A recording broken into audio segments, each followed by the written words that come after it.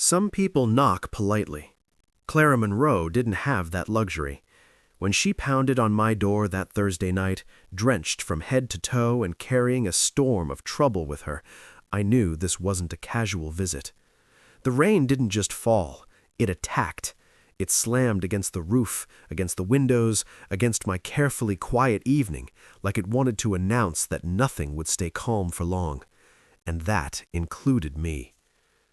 I was sitting at my kitchen table, laptop open, trying to focus on work for a commercial project downtown. Numbers, angles, beams, and load calculations. My world was predictable. Safe. Orderly. My daughter, Emma, 7 years old, was already asleep upstairs, her wild curls spilling across her pillow, soft star-shaped shadows dancing on her ceiling, thanks to the nightlight I'd left on for her. In these hours, the house felt almost serene, my kind of peace. Then came the knock. Sharp, deliberate, impossible to ignore. 3 knocks. A pause. 3 more. My first thought was always Emma. Was she hurt? Did I miss something at school? But no, my phone had no alerts, no missed calls. My mind, the engineer in me, started calculating possibilities, filtering through scenarios.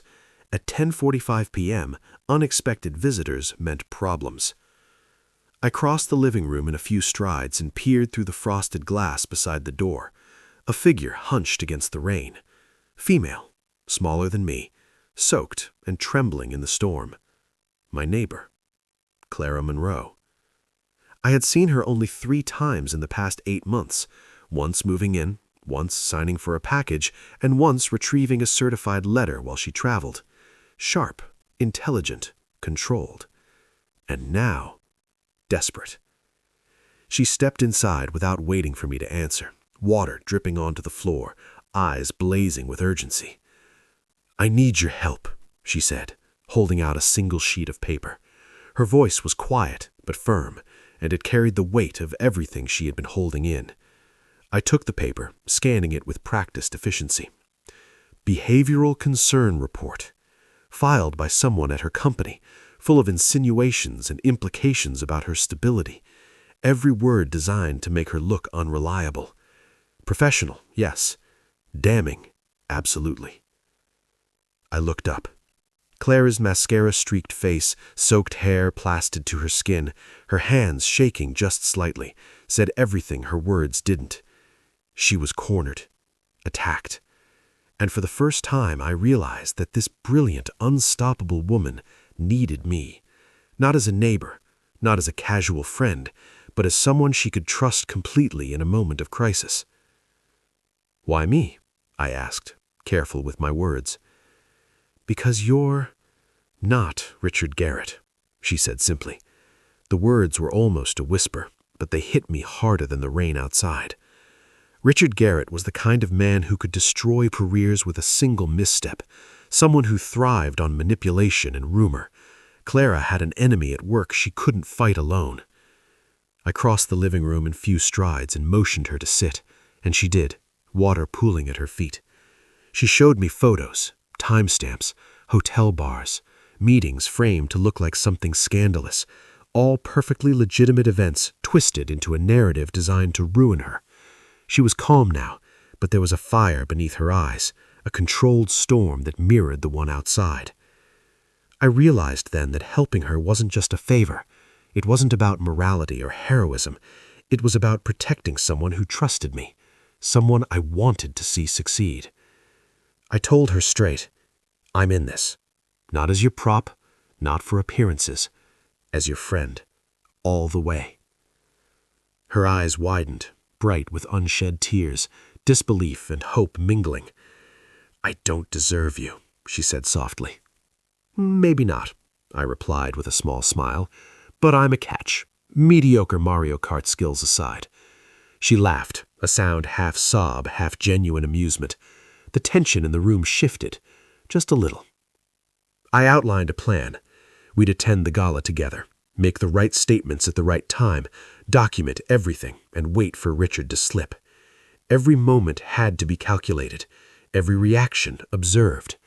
She listened, nodding, already shifting from desperation to determination, the Clara Monroe I knew surfacing beneath the panic. Finally, she asked the question I knew would come. "What should I wear?" I said, "Wear what makes you feel powerful. Wear the executive who's earned her position 10 times over. That's who they need to see." Clara straightened, gathering herself like a warrior preparing for battle. She left my house then, and I watched her disappear into the night, heart pounding in a way it hadn't in years. Emma appeared at the bottom of the stairs, curious. "That was serious talking," she said. "It was. Miss Monroe's having a tough time. We're just trying to help." Emma considered this seriously. "You're really good at doing the right thing." Her words hit me harder than any rainstorm ever could. I hugged her close, realizing that this night, this rain, and this desperate knock would change everything, not just for Clara Monroe, but for both of us. And maybe, just maybe, for Emma too. The next morning felt calm, almost normal, as if the storm from the night before had never happened. But the truth was, nothing would ever feel normal again. Clara's visit had shifted everything. I had a plan, a mission, and an unexpected partnership that carried weight far beyond any corporate spreadsheet I'd ever calculated. Emma, blissfully unaware of the magnitude of the events, bounced around the kitchen, requesting pancakes and syrup like any typical Saturday morning. "Can I help, Daddy?" she asked, tugging at my sleeve. "Of course," I said, smiling. I flipped the first pancake while secretly thinking about the gala.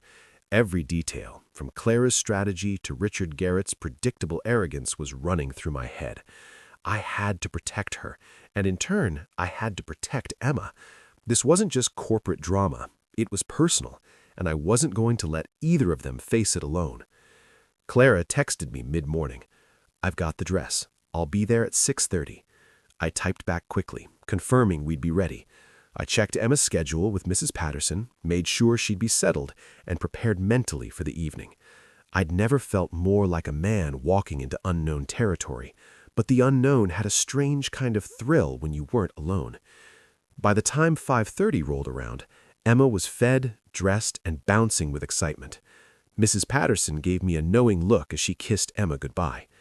"Enjoy your night," she said. "Sounds like big things are happening." I nodded, holding Emma close. "We'll be back by midnight. Be a good girl, okay?" She grinned and hugged me tightly. "Don't forget your bow tie," she reminded. I chuckled. Never. When Clara arrived at exactly 6:30, stepping out of her sleek black car in an emerald gown that looked like it had been made for her alone, I felt a flutter I hadn't experienced in years. She was stunning, powerful, commanding, and still human. Vulnerable in ways only a few people had ever seen. Her eyes met mine, and in that instant, all the corporate chaos, the threats, and the calculated strategies felt secondary to the connection between us. "You look incredible," I said honestly, my engineer's precision failing to capture what I truly felt. "So do you," she replied, a soft smile breaking through her tension. "Ready for this?" "As ready as I'll ever be." The drive to the gala was tense but controlled. Clara spoke softly at first, then her strategy unfolded. Gossip was fast, she explained. We'd make our relationship subtly public during the cocktail hour, enough for Richard to hear without us announcing anything formally. He would react. He couldn't help himself, and when he did, we'd have witnesses and recordings. I nodded, confirming my plan to document everything. Audio, video, discreet but complete. "But we need credibility," Clara continued. "Someone on the board who can witness his slip-up. Margaret Chen." I hesitated. Margaret was respected, ethical, fair-minded, and not easily swayed. If she saw the truth, she'd act, and her testimony would be undeniable. "Do you think she'll cooperate?" I asked. "She's uncomfortable with Richard's tactics. If I present evidence, she'll help," Clara said. Determination replaced the fear in her voice. She wasn't just planning a social maneuver, she was preparing to fight for her career, and I was right there with her. By the time 5:30 arrived, the gala was in full swing. Soft music, crystal chandeliers, elegantly dressed attendees mingling with glasses of champagne. Clara held my hand as we walked through the crowd, each step deliberate, every smile calculated to plant seeds of rumor. We were performing, yes, but our performance had purpose, and underneath it, a real connection pulsed, unspoken yet undeniable. Minutes later, we caught Richard in his element, smug, overconfident, unaware that we knew more than he realized. Clara engaged in casual conversation, mentioning our relationship just enough to set the bait. I stayed close, my phone discreetly recording, watching for the telltale signs of his ego and arrogance. It didn't take long. Richard's eyes flicked toward Clara, then towards me, his expression shifting subtly. First irritation, then disbelief, then the need to assert control. His words began to betray him, little slips that confirmed knowledge he shouldn't have. And Margaret was there, silent, observant, just as we had hoped. Clara leaned slightly towards me, whispering, "He's taking the bait. Keep recording. Don't miss a thing." I nodded, heart racing, not from fear, but from the thrill of seeing our plan unfold. This wasn't just about corporate ethics or strategy. It was about standing up for someone who deserved better. And somehow, amidst all of this tension, I realized how deeply I cared for her.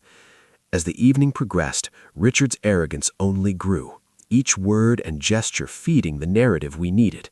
By the time the first hour had passed, we had enough to expose him, enough to make the board question his integrity, enough to protect Clara from the fabricated scandals and insinuations. And through it all, Clara and I moved in tandem, a quiet understanding forming between us. Not lovers yet, but partners in a way that felt infinitely more intimate than words could express. We were aligned in purpose, strategy, and increasingly in heart. By the end of the night, Richard had given us the evidence we needed. Clara's career was no longer under immediate threat, and as we left the gala, stepping into the crisp night air, I realized that something else had changed too, something deeper, more permanent. Clara's hand brushed mine. "We did it," she said softly, a mixture of relief and disbelief in her voice. "Yes," I replied, "but it's just the beginning." Her eyes met mine, and for the first time, the storm of the previous year, the rain, the chaos, the fear, felt like it had led to something worth everything we'd risked. Something real. The drive home after the gala was quiet, but it wasn't uncomfortable. Clara and I both felt the adrenaline of the evening fading, replaced by a calm that felt intimate. Her hand rested lightly on mine, our fingers brushing, and I realized how natural it felt to have her so close. Not just as an ally, not just as someone I was protecting, but as someone I cared for, deeply, in a way that surprised me. Back at my house, Emma was asleep, her soft breathing echoing through the upstairs hallway. I carried her into her room, tucking her in, smoothing the curls off her forehead. She murmured something in her sleep, a half-dream comment about a party she'd attended in her imagination, and I kissed her cheek. "Sweet dreams, monkey," I whispered, and left the room quietly. Clara lingered in the living room, her emerald gown still shimmering faintly under the soft light. She sank onto the couch, exhausted but not defeated, her mind clearly still running scenarios from the evening. I joined her, sitting beside her without needing to speak. Sometimes presence alone says more than words. Finally, she broke the silence. "I didn't think I'd make it through tonight without you," she admitted, voice low, vulnerable, real. The Clara Monroe I knew, strong, calculated, fearless, was suddenly human, someone who needed someone to trust completely, and I wanted to be that person. "You wouldn't have had to," I said softly, "but I'm glad you let me in." Her eyes searched mine. "It's more than that. It's complicated. You've changed everything, Daniel, not just for me, but for Emma too, for all of us." I nodded, understanding exactly what she meant. Helping her had become personal, and somewhere along the way, helping her had become about us, about what we could build together, about something real and lasting. Over the next few weeks, our lives settled into a strange, beautiful rhythm. Clara's work became manageable as Richard's scheming collapsed under the weight of our evidence. She faced the board, Margaret's presence validating everything, and emerged stronger, victorious, more confident than ever. I watched from the sidelines when needed, always close, always protective, my own heart swelling at every small triumph. At home, Emma adjusted too. She began to understand Clara wasn't just a neighbor or a visitor in her life, she was part of the family. Clara took to helping with homework, reading bedtime stories, and even building Lego sets in ways only an adult with a strategic mind could. Emma adored her, and I found myself grateful, silently thanking the universe that someone so extraordinary had entered our lives. One quiet evening, we sat together on the porch, a gentle breeze drifting through the yard. Emma had gone to bed, leaving Clara and me alone in the soft glow of the front porch light. She rested her head against my shoulder, and I wrapped an arm around her. "You know," she said after a long pause, "I never thought I'd find someone who sees me, really sees me. Not my career, not my image, not my failures or my wins, just me." I held her closer. "I've seen you from the beginning, and I'll keep seeing you. That won't change." Her laugh was soft, almost shy, but full of warmth. "It's strange," she admitted. "I came to your door in the rain thinking I needed help with my career. I didn't realize I'd find this." "This?" I asked, raising an eyebrow. "This," she said, lifting her gaze to mine. "Someone who cares, who believes, who wants a life with me and Emma. Someone real." I smiled, feeling the weight of everything we'd been through, the chaos, the uncertainty, the storm that had first brought us together. "This," I said, "is real, and it's worth everything." Time passed, slowly but with purpose. Weekends were spent building a life together, small rituals forming naturally. Saturday mornings where coffee was brought just the way I liked it, movie nights in the living room, baking with Emma, planning little adventures that didn't need calendars or meetings. Clara and I weren't just partners in a fight against corporate schemers anymore. We were partners in life. And then one night, after Emma was asleep and the house had fallen into a comforting quiet, Clara turned to me with an expression I knew well now, vulnerable, determined, earnest. "I need to ask you something," she said softly. "Always," I replied. "Do you think we should get married?" I considered the question carefully, not just about love or romance, but about life, about family, about the journey we had shared and the future we wanted. Emma's easy acceptance of Clara as family, our shared mornings and evenings, the partnership that had grown between us, it all led me to one answer. "Yes," I said simply, "I think we should get married. Not because we need to prove anything, but because I want the world to know you're my family, my choice, every day." Clara's smile was radiant, tears gathering in her eyes. "I want that too. I want to be Emma's family, officially, in name as well as in heart." I laughed softly. "Is this a proposal?" "I think it is," she said, laughing too. "Not a grand gesture, not a perfect setup, just honesty, just us." I pulled her close. "Then yes, absolutely, forever." We married 6 months later, in the backyard, small and intimate, attended by those who mattered most. Emma stood between us during our vows, her small hands connecting us in a literal and figurative bond. The ceremony was filled with laughter, tears, and the quiet joy of creating a family intentionally, not just by circumstance. That night, standing under the stars with Clara and Emma, I realized something profound. Success, happiness, love, it wasn't measured by achievements or accolades. It was measured by the people you chose, the life you built intentionally, and the courage to embrace vulnerability. Clara knocked on my door that rainy night needing help. She hadn't just found a protector, she had found a home. And so had I. The years that followed felt like a dream, carefully constructed from the chaos that had brought us together. Clara and I settled into rhythms that were both comforting and thrilling. Weekends became sacred. Saturday mornings were for pancakes, coffee exactly how I liked it, and watching Emma laugh as she tried to combine science experiments with baking. She had grown into a confident, happy child, thriving under the care of two people who chose her every single day. Clara had embraced her role, not just as Emma's mentor and friend, but as her parent, fully committed, fully present. The corporate world no longer dictated her life. She had found purpose in a family that valued connection over conquest. And I had found something I hadn't realized I'd been missing. A partner, a confidant, someone who made life richer, deeper, and infinitely more beautiful. One quiet evening, we were in the backyard, stars just beginning to appear in the darkening sky. Emma had gone to bed, and the house held the kind of peace that only comes after a day filled with shared laughter and intentional love.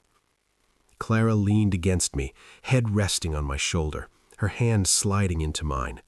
I wrapped an arm around her, feeling the warmth of her body and the security of this life we had built. "Remember that rainy night?" she asked, softly, eyes lifted to the sky. "How could I forget?" I said.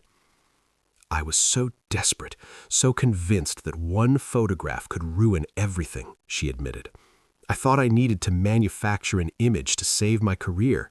Instead, I found everything that actually matters. You found family. You found love. We found each other. She smiled, a slow, radiant curve of her lips that made my chest tighten. Career preservation turned into life transformation. Fake relationship became real partnership. Strategic positioning became genuine love. Emma called from inside, her voice muffled but full of excitement. "Dad, come help me. I'm making a cake for the school dance." Clara and I laughed, standing and heading inside together. The house was alive with the beautiful chaos of childhood. Cake batter on counters, sprinkles on the floor, and laughter echoing through the walls. It wasn't perfect. Nothing about our lives was, but it was real, and it was ours. After Emma was finally asleep, we sat together again in the living room, sipping tea and reflecting on everything. The conversation drifted, as it always did, to the journey that had brought us here, from that desperate knock in the rain to the life we were now living. "I love you, Daniel," Clara said, quietly, voice full of emotion, "for your integrity, your patience, your willingness to see me as I really am instead of the image I projected. You showed me what life could be when built on truth instead of performance." "I love you too," I said, squeezing her hand, "for your courage, your brilliance, and your ability to choose us every day, even when it's hard." We sat in silence for a moment, just holding each other, feeling the depth of everything we'd survived together. The house around us, our shared sanctuary, held traces of our life. Emma's artwork on the walls, Clara's books on the shelves, the small projects I worked on in quiet hours, all layered together into a tapestry of family. 5 years after that night, we were still building, still choosing each other. Emma had grown into a confident, thriving girl, stepping into her first middle school dance with Clara and me by her side. Clara laughed as she guided Emma through decisions about dresses and sparkly shoes, offering guidance while giving her the space to choose. I watched them together and felt a quiet pride that had nothing to do with achievements or titles. This was life, lived fully and intentionally. "Blue dress with sparkly shoes," I said finally, approving the combination. "Perfect," Clara agreed, shooting me a grateful smile. We walked Emma to the dance and watched her disappear into the chaos of preteens, then returned home hand in hand. The quiet night embraced us as we settled on the porch, reflecting on the improbable journey that had brought us from desperate neighbors to partners in every sense of the word. Clara rested her head on my shoulder and asked me thoughtfully, "Would you change anything?" I considered it carefully. Not a single moment. Even the scary parts, the confrontations, the risks, they made us real. They made us stronger. They made us this family. She smiled, eyes closed against my shoulder. "I love you, Daniel Reed," she said softly.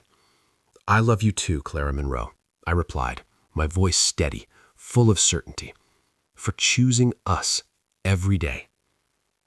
The rain from years ago had stopped, but what it had washed into my life remained. A family built on intention, love chosen daily, and lives integrated through trust, courage, and vulnerability. Clara knocked on my door in desperation, seeking help.